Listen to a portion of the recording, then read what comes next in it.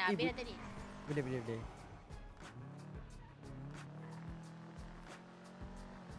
Ini off-road tak apa. Tapi off-road je bateri low pula pun.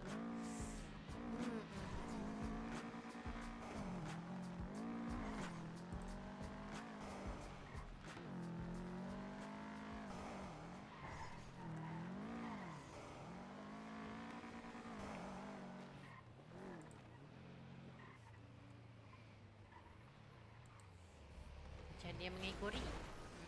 Bang. Aha. Tak payah langgar-langgar.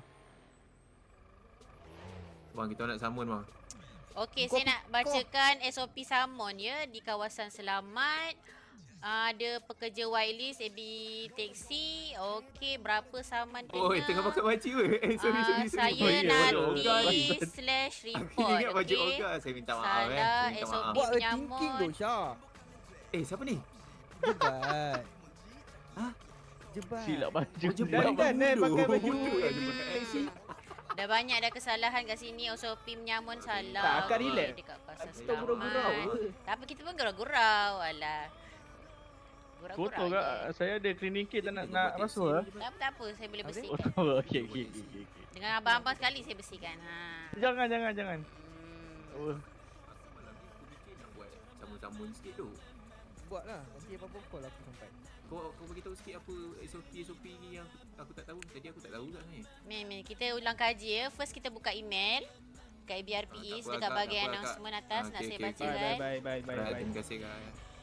Wow, dia langgar bos. Kita bos. Dia tak apa. Kereta saya banyak hari, jangan risau. Saya kaya. Duduk dalam. Saya banyak kereta kat sini.